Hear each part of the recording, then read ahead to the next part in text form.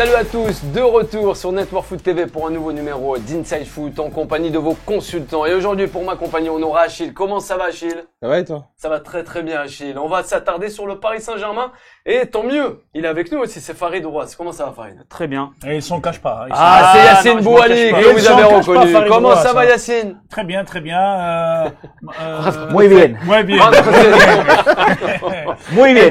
Hola, muy bien. Comment ça va José? Voilà, il nous a répondu. N'oubliez pas, chers téléspectatrices et téléspectateurs de Network Foot TV, n'oubliez pas de remporter cette magnifique tablette. Pour essayer justement de la remporter, nom et prénom, à envoyer à l'adresse mail contact@cabwebtv.com. Voilà, tirage au sort à la fin du mois de janvier. On va s'attarder, Achille, sur les joueurs du Paris Saint-Germain et surtout avec Kurzawa. Kurzawa va-t-il partir, va-t-il rester dans le club de la capitale? On t'écoute.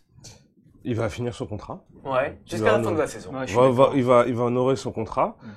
Ça fait, je le disais un petit peu en off, ça fait 2 ans qu'il a des offres. Il a été, mais il a jamais bougé quoi. C'est-à-dire qu'à un moment donné, il y a des journaux qui ont besoin un petit peu de vendre du papier et c'est des joueurs qui sont entre guillemets français, donc un petit peu bankable pour la presse. Donc quand il s'agit effectivement de lui taper dessus, on lui tape dessus.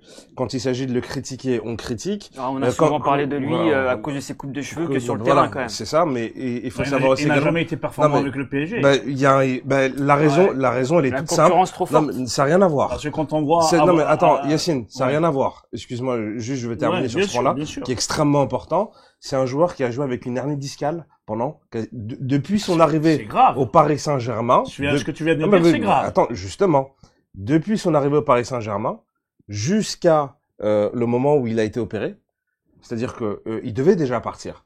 Mais le club l'a protégé. Nasser a été très proche de lui. Il en est extrêmement reconnaissant. Donc, il a une proposition de contrat qui, normalement, il devrait la signer. Après, bon, la vérité d'un jour n'est pas forcément celle du lendemain dans le milieu du football.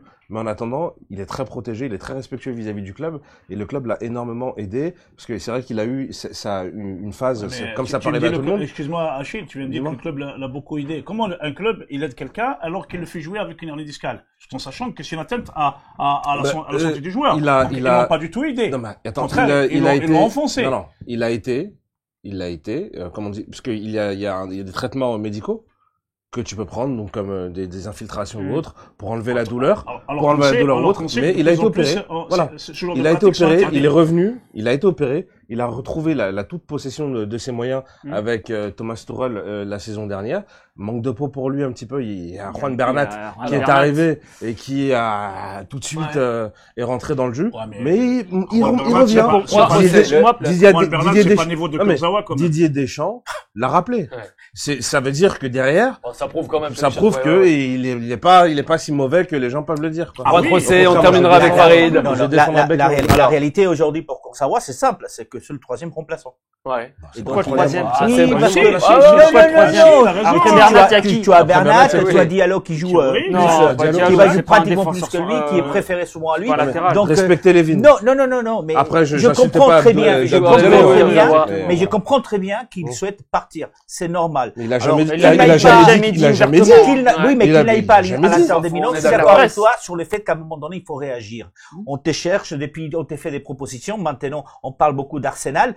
Bah, écoute, c'est peut-être effectivement le moment de partir à Arsenal. C'est vrai qu'il va terminer son contrat. Au mois de juin, il sera libre. Donc, pourquoi pas qu'il aille prendre sa chance quelque part ailleurs, parce que à Paris, il a du mal à s'imposer. Dans tous les grands clubs européens, il y a des doublures à chaque poste. Donc c'est normal qu'au Paris Saint-Germain, il y ait une doublure comme arrière gauche. Et à Bernat en numéro 1 et Layvin Kurzawa est numéro 2. Et je pense, comme disait Achille, il va remonter la pente, il va redevenir performant comme il a été à l'AS Monaco, parce que c'est là-bas qu'il a été quand même, qu'il a montré qu'il avait un gros potentiel. Et au Paris Saint-Germain, il va le faire. Moi, je pense qu'il va aller au bout de son contrat d'ici jusqu'à fin juin, et je pense que le Paris Saint-Germain va lui proposer, lui a proposé une prolongation et il va accepter la prolongation. On termine avec toi. Ça reste à prouver. Mais moi, c'est un profil de joueur que je vois bien en première ligue anglaise. c'est vraiment, il peut partir à Arsenal. C'est l'une des plus belles choses qui puisse lui arriver. Je pense qu'il correspond complètement au football pratiqué par Arsenal. Ouais. Et c'est là où il va montrer. Quel jeu parce que il pratiqué reste par quand même. Arsenal. On dit ce qu'on veut. Il a vécu ce qu'il a vécu. Mais pour moi, Kurzawa, il est au-dessus de Juan Bernat, bien au-dessus. Donc, il a besoin à un moment donné de revenir à sa vraie valeur, à son meilleur niveau. Et je pense partir à Arsenal, pour moi, s'il m'écoute, c'est la meilleure solution pour lui. Arsenal, c'est instable actuellement. On quitte la capitale pour retrouver l'Europe et aussi ces nations africaines qui font des merveilles à travers leurs joueurs.